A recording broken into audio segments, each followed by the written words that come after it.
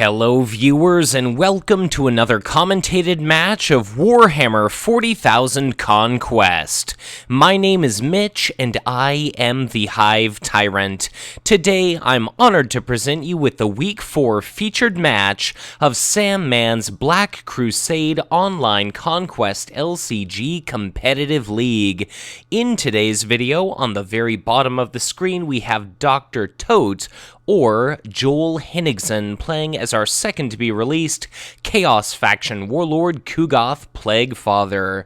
And to the north, we have a gentleman named Eric Keilback playing as Zarathur High Sorcerer, our Tzeentch trait original Chaos faction Warlord. It looks as though Whiteblade, Eric, is going to be keeping his opening hand, and we're still waiting on Joel to decide. In assessing what Eric has at his disposal, he's got a couple copies of Slaanesh Temptation, he's got a couple of Void Pirates for some early game economy advantage, drawing a couple extra cards, potentially very early indeed, and he also was fortunate enough to stumble across a copy of his signature support, and the instant he ends up putting this into play, it's going to basically afford him the opportunity, upon an enemy unit being destroyed, of exhausting that support and returning the topmost Tzeentch card of his discard pile to his hand. And considering he's got a couple Tzeentch cards in his hand, his signature Zarathur's Flamers, it attacks potentially for 3 alongside Zarathur, it gets sacked potentially for 3 alongside Zarathur. That is incredibly dangerous. He's also got Tzeentch's Firestorm for direct damage, and that just makes for an incredibly nasty combo here. Looks like our Ku'gath deck is going to be rather unconventional indeed. We've already started seeing a few deploy actions. Eric has put out a copy of Slaanesh's Temptation placed upon planet number 3. That's going to increase the cost of every enemy unit deployed to anywhere apart from planet number 3 by 1 until a battle ends up being triggered at that planet.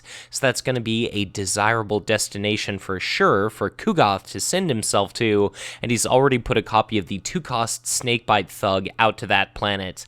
So he did not have to pay a premium at planet number 3, but here at planet number 2, a green planet, he did have to pay +1 resource just to get that rogue trader into play. And Ku'gath, it looks as though, is playing a very unconventional deck just because he's got Blight Grenades. Rather unconventional pick, but you just simply adhere that to a Nurgle trait army unit. You sack that attachment, which itself just costs 1 resource, and then the attached unit gains area effect 2 only until the end of the combat round. And the shame about that is you've really just got that one-time opportunity to benefit from that effect. Note, Eric here has got a copy of Void Pirate placed at planet number 5. That just cost him 1 resource, whereas this Splintered Path Acolyte, played out by Joel, has cost a grand total of 2 resources, and it looks as though Joel has already had to pass. Joel has just got a couple copies of the 1 shield icon Blight Grenades left in his hand. He's got a Snakebite Thug, a copy of his signature army unit, and then Eric just now finished passing, but he's got a Void Pirate at planet 4 and 5. He's at least going to be getting a card from this Void Pirate unless Ku'gath shows up at planet number 4, but it looks like Eric might be able to capture planet number 1 uncontested. Ku'gath is kind of in a crappy position right now, because if Ku'gath goes to planet number 1, he can block this Zarathur's Flamers, but he's definitely going to want to show up at Iridial, just so he can get rid of this enemy copy of Slaanesh's Temptation, and then if he wastes, well, not wastes, but if he uses his Warlord's action to move to that planet, Iridial definitely doesn't have a very desirable battle ability, considering none of his units are going to be wounded. Looks as though Joel did decide to go after that planet, and if we take a look at Eric's hand, he's got a second copy of Slaanesh's Temptation to put into play, so it looks like Zarathur's going to show up to planet number 2. That's going to be Boundless, the random card discard planet. Zarathur's going to be able to quite nicely kill off this 2-cost rogue trader. He's nicely shutting down that bonus. Eric just absolutely wrecked in regard to command. He's going to pull in a whopping total of 4 cards, 3 resources relative to Joel's 1 card, and 0 resources. And just keep in mind that each and every instance of damage at Zarathur's planet dealt out to the opposition is going to be amplified by 1, whereas Ku'gath, once he's wounded, he has the opportunity to move damage off of himself. But at present, Joel just has 1 resource and 5 cards relative to Whiteblade's 3 resources and 6 cards. Zarathur ended up drawing a copy of his signature event, the Infernal Gateway. It basically allows him the opportunity to dump a Chaos unit like this Noise Marine Zealots from his hand into play as a combat action for free. It ends up being removed at the end of the phase, but that's just an incredibly nasty effect. This Noise Marine Zealots could attack for 4, or at the planet where Zarathur is, it could potentially attack for 5. And even though Ku'gath can heal himself, he's definitely not going to be able to repel firepower of that magnitude for long. So, note, planet number 1 was entirely uncontested, captured by young Sir Whiteblade. That's going to be 1 green strongpoint icon for him, 1 blue technology icon for him. That Zarathur's Flamers, thanks to Planum, is going to be relocated to Boundless, planet number 2. If Zarathur ends up winning at that planet, he could end up doing that random discard thing, just like we saw him do now, and that would be +1 green strongpoint icon for him. Then he could conveniently dodge this copy of Snakebite Thug and end up winning on Ossus 4. So Zarathur ended up triggering that random discard thanks to winning at Barless. That's going to be that copy of the Ku'gath Snurglings discarded. They've got a forced reaction where when a unit is moved to their planet, you deal it 1 point of damage. So, under normal circumstances, if you're able to save up several copies of that unit, place it all on 1 big important planet, your opponent commits a bunch of units from their HQ, then they all result in taking 1 point of damage, and even if they get swept up into your own Warlord's retinue, if they move alongside Ku'gath, they deal damage to him, and then that allows him to trigger his reaction early, because note, Ku'gath, until he ends up taking damage, is just a 1/7. So, our initiative token bounces back to Joel. Both of our players have drawn a couple cards, generated 4 tetra of resource tokens thanks to the coming and going of an HQ phase. Our new 5th planet is going to be Taurus. Should you win a battle at that planet and have a unit count lower than that of your opponent, it grants you the opportunity to draw either 3 cards or gain 3 resources. And it looks as though Joel came across some rather expensive cards. He's got a copy of Sowing Chaos, which is going to be very useful, potentially. Note, it only works at blue planets, and you destroy each army unit that either player controls that has a printed cost of 2 or lower. So right now, the Splintered Path Acolyte and this Void Pirate are at jeopardy of being destroyed. But so is Joel's very own Snakebite Thugs. That Sowing Chaos is definitely not the most desirable draw if Eric ends up going for Ossus 4. He's harbored from that event, so things at the moment are looking very good for him. Looks like Eric ends up putting out a copy of the Snakebite Thugs, so I can only imagine he's going to want to try to win command at Karnath here, because, of course, 2 command icons trumps 1. Note, that's going to be a total of 2 cards and 1 resource. Eric has not played out another copy yet of Slaanesh's Temptation, which I find rather interesting. Joel indicates that he's going to pass. There we see a conventionally played copy of Noise Marine Zealots, and now that is going to be monumentally daunting for Ku'gath to show up at that planet. Ku'gath, unless he had something like a Nurgling Bomb or, God, even a Warp Storm wouldn't really help too terribly much, but if he shows up at this planet, the Noise Marine Zealots could potentially attack for 4, Zarathur's Flamers could attack for 2, their sacrifice ability cannot be used to destroy warlords, so I'll be curious to see where exactly Joel sends himself. I could see him sending Ku'gath to, like, an easy option would be showing up opposite this Void Pirate, kill it, but Karnath would be a little bit tricky because the Snakebite Thug deals out so much damage. Taurus, let's see here. Ku'gath has only got 4 units, so Taurus might be a desirable option. Looks like Zarathur's actually going to be the warlord going for Taurus, and note, Zarathur does still have that copy of Infernal Gateway, so maybe he was hoping on some sort of opportunity to bloody Ku'gath, but looks like Ku'gath decides to show up at planet number 4. Note that that's Karnath, the wildcard planet, which could well afford Joel the opportunity to activate the battle ability of any other planet in play, which could be, well, by the time we get to Karrnath, it'll either be healing, or doing a 1-resource steal, or triggering Taurus. And I'm not exactly sure if Zarathur or the Snakebite Thug will be a little bit more difficult to chew through, but looks like Eric once again doing absolutely superb in regard to command. 4 cards and 3 resources for him relative to Joel's 2 cards and 1 resource. So Joel, in, just financially speaking, is getting absolutely slaughtered. It looks like he really needs to diversify his bonds, expand his stock portfolio, because Zarathur is just day trading all day, every day. So White Blade ends up capturing the first planet, again entirely uncontested. Looks like that's going to be a random card discard. Joel throws away a copy of Slaanesh Temptation, and now Joel has 2 essentially useless copies of Sowing Chaos. Like, what's the best thing he can do? Kill this enemy Snakebite Thug and Void Pirate, his own Splintered Path Acolyte, his own Snakebite Thug.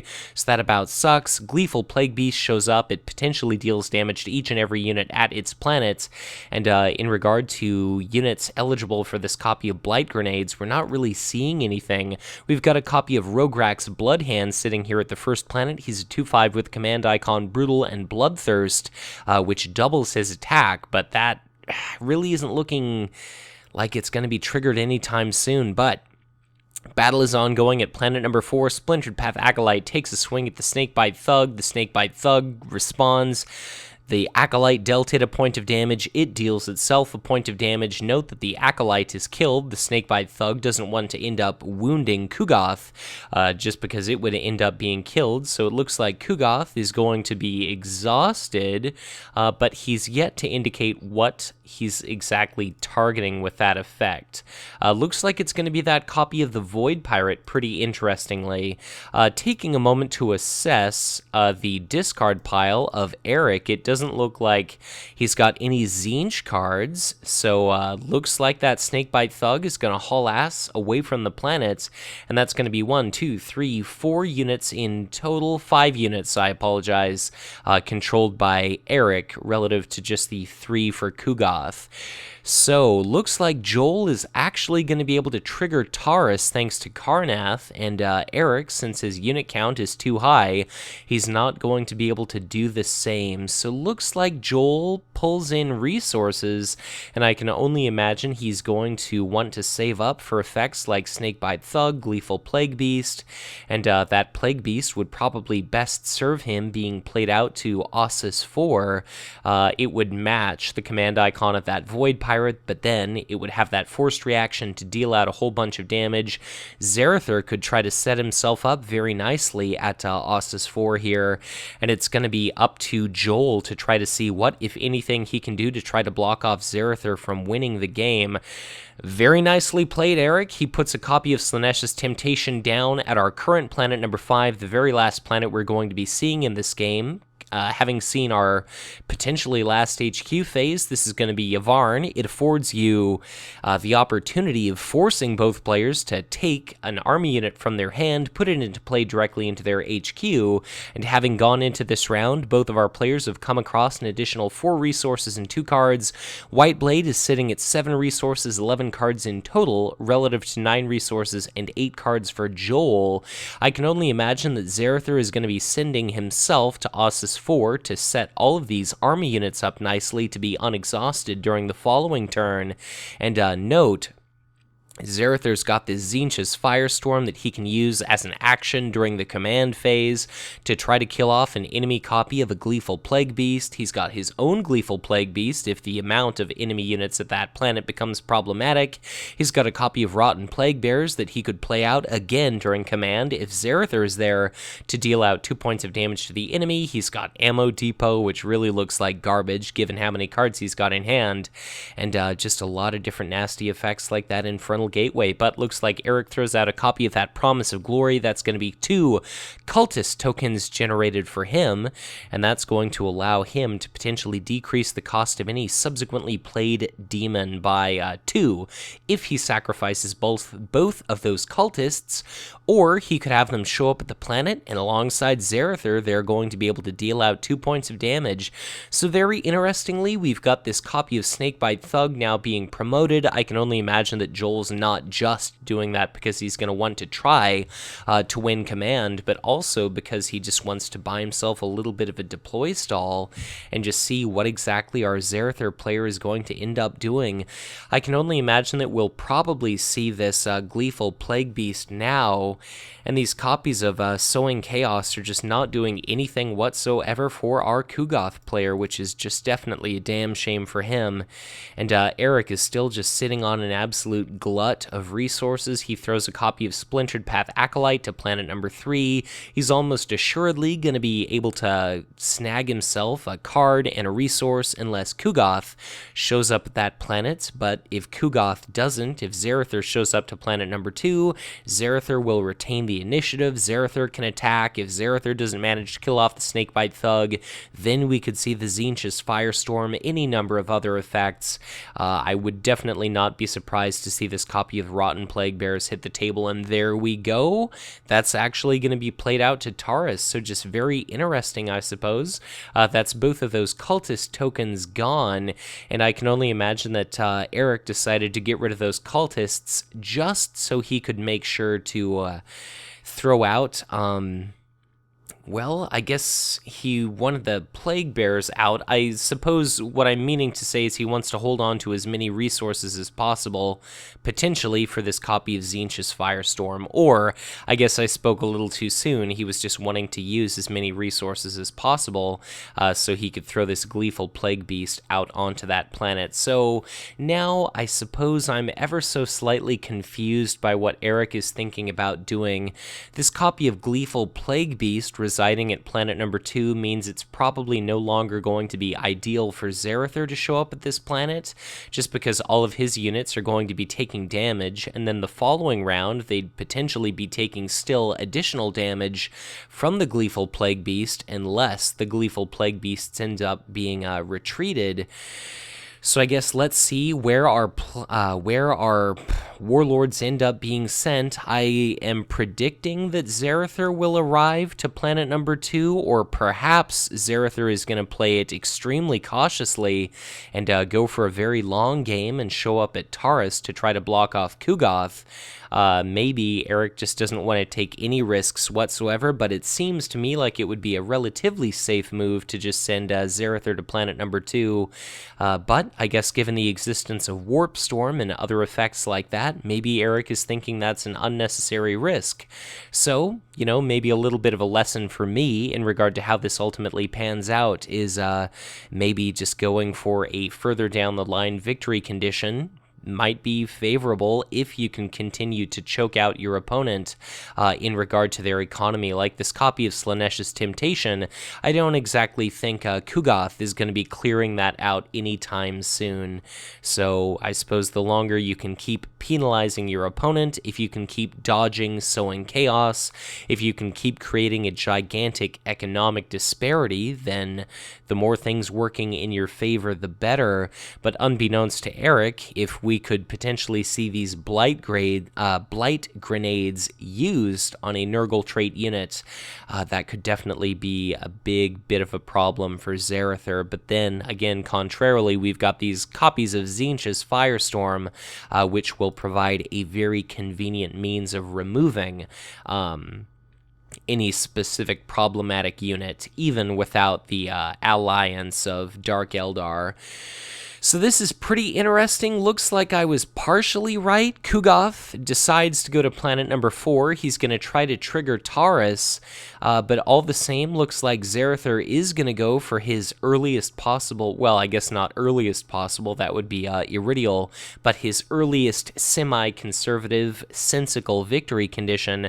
Zarathur shows up at planet number 2, and now this Gleeful Plague Beast is going to end up damaging all of Zarathur's stuff. So definitely a curious play, but Joel only manages to accrue 2 cards and 1 resource, but things are definitely much more confined. The game state seems like it's kind of shrinking here. Like Eric just won 2 cards and 3 resources, which means there's only a 2 resource discrepancy relative to the much greater difference we saw previously. So looks like there's nothing sneaky going on at planet number 1. Whiteblade is going to allow that to be captured entirely uncontested, but once again, our unit controlled, well, just Ku'gath isn't going to have a single army unit to actually pull damage off of. So Joel got a copy of Ku'gath's Nurglings, so he's not going to be able to benefit from that forced effect because all of Zarathur's forces have already moved to the planet, which is his, primary victory condition here. And going into our HQ phase, it looks like Joel is going to have an incredible 11 resources once that phase is complete relative to Whiteblade's 7. But, Eric definitely hasn't managed to win it yet. So Iridial means that Joel accrues 1 planet type icon of each kind. We move into we've already moved into our combat phase. That's going to be this Gleeful Plague Beast, dealing out 1 point of damage to each and every present unit, 2 damage to the Snakebite Thug. That Void Trader is going to be killed. And I don't believe, we still don't have any Tzeentch trait units or cards in Eric's discard pile, so that means that Shrine of Warpflame isn't going to be doing anything yet. So it looks like Joel has said something in our chat log here, and I'll be curious if he's got any kind of action. I guess he's maybe thinking about shielding against the effect. I'm not exactly sure. Just at Joel's disposal, he's got a Firestorm of his own. He might as well use some of these Sowing Chaos copies as shields. I'll wonder if we'll see this Zarathur's Flamers discarded to deal damage out to that Snakebite Thug, or if we'll just see a Tzeentch's Firestorm used. Note, Zarathur's only got 3 resources, but a Tzeentch's Firestorm at Zarathur's location is still going to be able to deal out 4 points of damage, and this Zarathur's Flamers played the following turn is going to be incredibly nasty if it gets an opportunity to attack, and it gets an opportunity to shield itself. And note, this Shrine of Warpflame can be used after a Tzeentch's Flamers blows up, after a Tzeentch's Firestorm kills something, so that just makes it an absolutely incredibly nasty 1-2 combo. So let's see how things break down here. This Snakebite Thug is not going to have initiative, so we could see the Gleeful Plague Beast attack for 4, and there's going to be absolutely nothing that Joel can try to do to block off that effect. If he'd have used a copy of Sowing Chaos, then he'd have been able to use a double shield card, so he'd have been able to keep his Snakebite Thug around long enough to get off a single attack, but Whiteblade could have done something as simple as a Tzeentch's Firestorm for 2 resources to deal 3 damage. He could have used Zarathur's Flamers, but that's just going to be that Gleeful Plague Beast killing off that copy of Snakebite Thug. Ossus 4 is going to end up being triggered. Eric is going to switch the control of 1 resource tokens. That's -1 for Joel, +1 for Eric, and Zarathur's going to bounce back to his HQ, and now we're going to see Ku'gath Plaguefather, and this is where things are going to get interesting. So Ku'gath has initiative. The Rotten Plague Bearers are presumably going to take a single point of damage, but then they'll be able to exhaust to deal a point of damage to Ku'gath, and then if Whiteblade wants to, he could use an Infernal Gateway to throw a Zarathur's Flamers out to that planet, and then he could use his Tzeentch's Firestorms and his Slaaneish's Temptations to try to keep the Flamers hail and deal out as much damage as is possible. And this is kind of interesting here. It looks like we come to the end of the first combat round, and then the Rotten Plague Bearers are immediately going to exhaust themselves for another point of damage during that pre-combat window. So looks like the Rotten Plague Bearers did not retreat. They decided to hang around. They exhausted themselves. They dealt a point of damage to Ku'gath Plaguefather. That afforded him the opportunity to take a swing in return and kill off that enemy unit, move a point of damage off of him. So considering that resulted in no net change, it just seems like an outright slightly suboptimal play to actually have those Plague Bearers end up being killed. I can't really think of any reason why you wouldn't have wanted to retreat with those had you, been playing as Whiteblade. I guess they'd have probably shown up at this planet, ended up dying regardless, but all the same, it just seems odd to throw away that unit's life like that. But In any case, Taurus is going to be activated once again. Looks like that's going to be resources drawn for Joel, so that's going to be a grand total of 6 resources that he's gained thanks to Taurus. We see, presumably, our final HQ phase come and go. That's 4 resources and 2 cards for both of our players, and now the game is going to be over this round unless Joel can do something severe to try to spare himself from losing the game at this planet. Note, the Noise Marine Zealots are going to be able to attack for 5. If Zarathur shows up at that planet, the Gleeful Plague Beast is going to do 2 points of damage to each and every enemy unit present at that planet.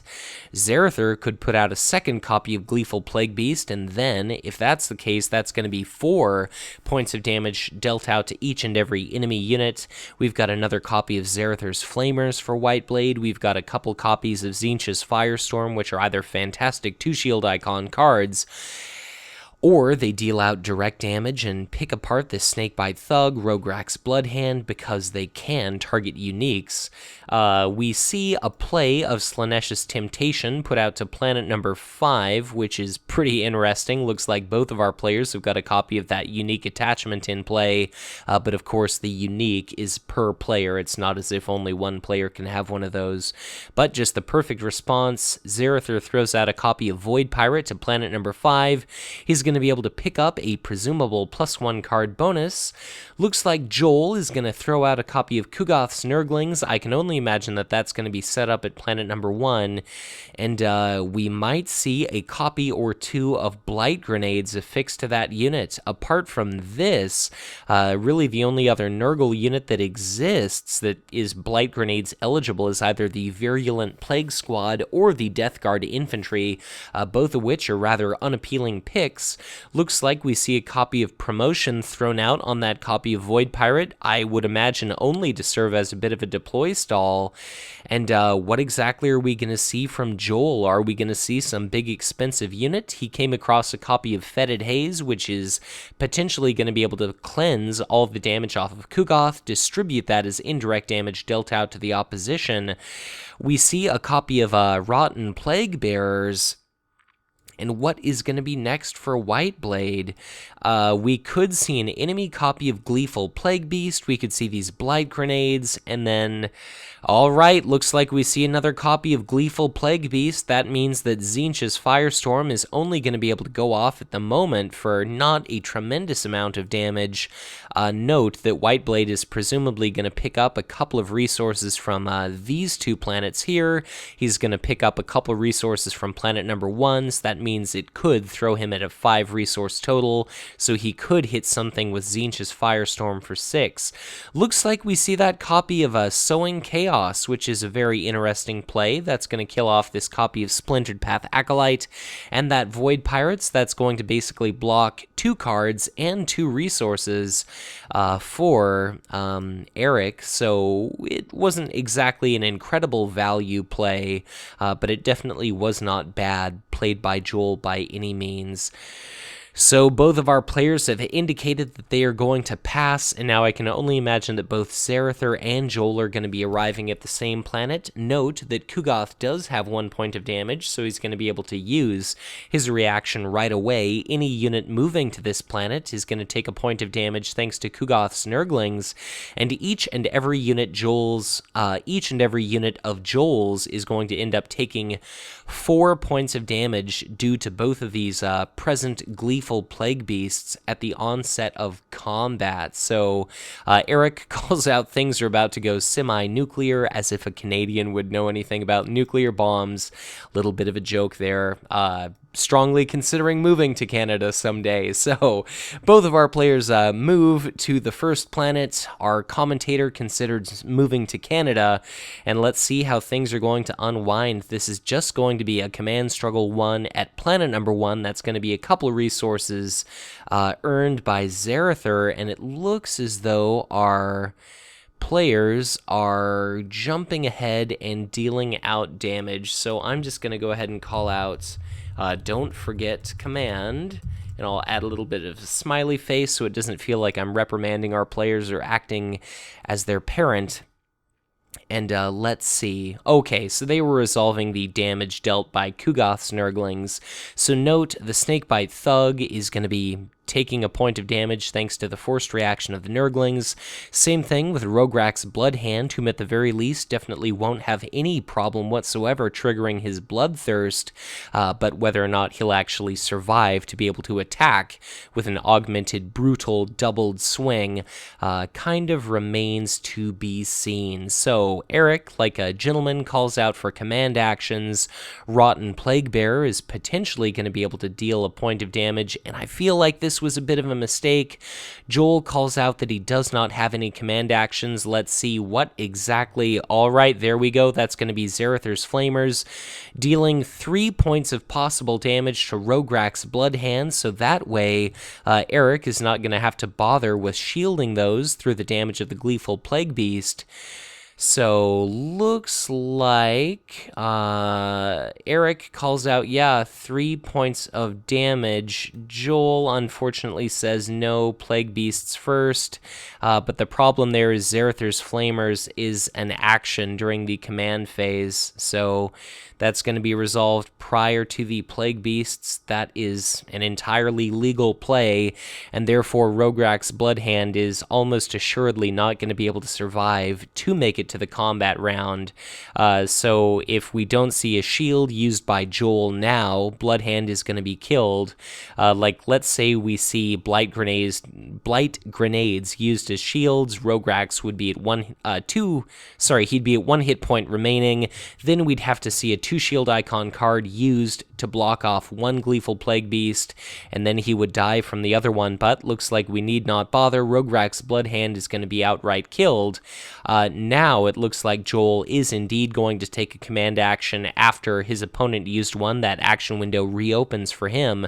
Rotten Plaguebearers takes a shot, kills off that Snakebite Thug, which presumably Whiteblade was going to allow to die anyway. So again, not a terribly optimal play, but who am I to judge? I guess I'm just the, just the spectator here. So the Rotten Plaguebearers get off their action. I can only imagine that we will see them die very shortly indeed. And now it looks like Eric indicates he has no more remaining pre-combat actions. He doesn't really have anything he desperately needs to get rid of. Note, Joel is sitting at 3 resources to do that Fetid Haze, but indirect damage definitely isn't impossible to get around. So it looks like our players are hopefully going to be resolving the Gleeful Plague Beasts one at a time. So Gleeful Plague Beast A is going to result in 1 point of damage to each and every one of Zarathur's units, and 2 damage to each and every opposing unit. And then Gleeful Plague Beast B is going to be 1 point of damage to each and every one of Zarathur's units, and 2 points of damage to each and every one of Ku'gath's units. So the Ku'gath's Nurglings looks like they end up getting a Mercy Shield thanks to the copy of Blight Grenades. They are not destroyed, but the copy of Snakebite Thug is destroyed, and I believe we've still only seen the first copy of that Gleeful Plague Beast being resolved.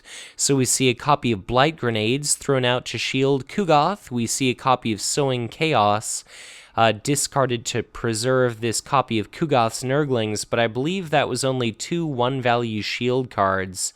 Yeah, looks like Eric calls out he takes 2, he'd be dead, just because, of course, 4 minus 2 is 2 and not 1, so the Nurglings are going to need to rely on another 1-value shield. So we would have to see this copy of Tzeentch's Firestorm being tossed out to save that copy of Nurglings.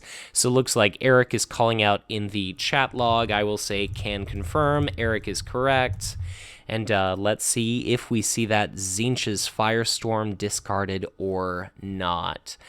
So we might see this Blight Grenades taken back. But note, Ku'gath has got our initiative token. He'll be able to attack, possibly move a point of damage off of himself, or he might use the Fetid Haze. He might do that before, and just recall that the way that indirect damage works is you're going to end up playing Fetid Haze, you strip all the damage off of Ku'gath, no matter what, and then you redistribute an equivalent number of indirect damage among all present enemy units, and any one enemy unit cannot be assigned more indirect damage than it has remaining hit points. So Zarathur could be dealt 2, this Plague Beast could be assigned 3, and then the other Plague Beast could be assigned 3, but in checking out, Zarathur's hand, he's got still 2-value shield cards. He's got a copy of Slaaneish's Temptation that also has 2 shields.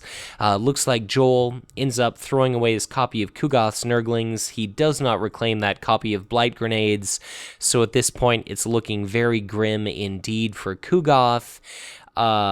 It looks like Joel is asking if Ku'gath lives, and frankly, I've kind of lost track of the mathematics for that Warlord. Bear in mind, if I were the Eric player, I would be paying much closer attention.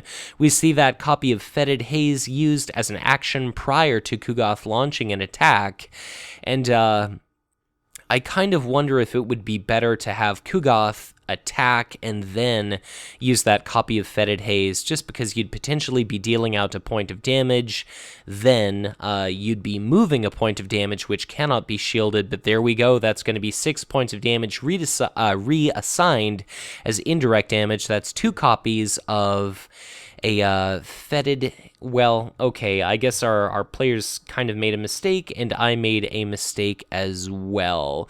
So it has to be among army units, my mistake. So it would have been 3 points of damage to each of the Gleeful Plague Beasts. So my sincerest apologies, viewers, for misspeaking. If you notice here in the corner, it's a little bit late for yours truly, based on my wake up at 5 in the morning schedule. But regardless, that's only going to be 1 successful point of damage dealt out to each of these Gleeful Plague Beasts. Ku'gath is only going to be able to swing to threaten 1. He's not even going to be able to bloody Zarathur, and then we could see Eric here use this copy of Infernal Gateway, dump a Zarathur's Flamers. It attacks for 3. Each copy of Gleeful Plague Beast attacks for 4, and then Zarathur himself is going to be able to attack for 2. So it looks like things are absolutely hopeless for Ku'gath Plaguefather. All he's got in hand is a copy of Tzeentch's Firestorm that he can no longer play, but Zarathur can bring to bear a grand total of 13 damage relative to the total of 9 that Ku'gath is going to be able to deal out. So I can only imagine that Joel is going to completely have accepted his fate at this point, but let's see how it resolves. Looks like Zarathur is going to end up taking a single point of damage, unless Eric wants to be of a bit of a bastard, rub some salt in the wound, and perhaps discard a copy of Sowing Chaos just to, have Zarathur maintain as flawless a victory as possible. But without doing anything too fancy, without going for the flourish bloody, looks like Gleeful Plague Beast is going to be swinging for 4 against Ku'gath, because of course, who knows, maybe Ku'gath has a copy of his banner in his hand and a Tzeentch's Firestorm, and then that would be a total of 12 shieldable damage, but 13 is still greater than 12, so it's looking like in this perfect scenario, there's absolutely no way that Zarathur could lose. The second Gleeful Plague Beast ends up taking a swing. Is Joel going to end up discarding a card as shields? He does discard that copy of Tzeentch's Firestorm, so Ku'gath is only going to end up taking 2 points of damage, and now it's going to be Zarathur's opportunity to swing for 2. We could hypothetically see another 2-value shield card discarded to preserve the life of Ku'gath Plaguefather, but testing the waters, Zarathur is going to see, does Ku'gath have it?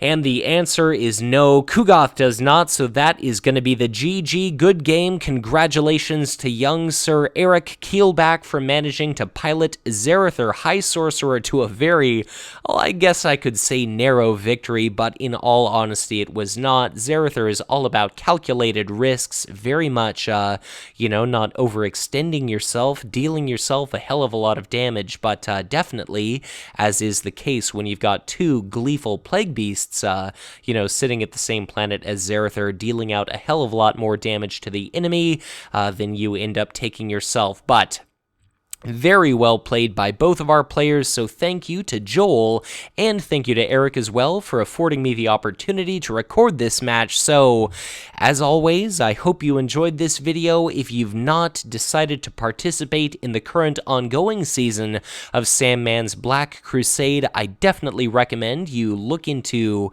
volunteering to participate in our upcoming season. It involves playing one match per week. Some of the best players in the world are participating, and some of the worst players in the world are participating, so it's certainly open to any and all comers of any and all skill levels. I'm participating, and I definitely recommend that you do too. This season, Sam's had a record-shattering 111 participants, so as always, if you enjoyed this content, be sure to hit that like button and subscribe to my channel if you've not done so already, or if you are already subscribed, as ever, I always encourage you to share this content, because the more engagement these videos receive, the more individuals may end up stumbling upon Conquest, they may give the game a try, they might join our LCG community, and of course, the more players we are, all the greater message we stand to send to Fantasy Flight Games, telling them to continue to support this fantastic product. If at any point you feel so inclined to help support the Hive Tyrant, I would be absolutely honored and humbled were you to make a donation or contribution to my Patreon. But once again, thank you so much for watching, and as always, be sure to check back in again soon for much more Conquest LCG content to come.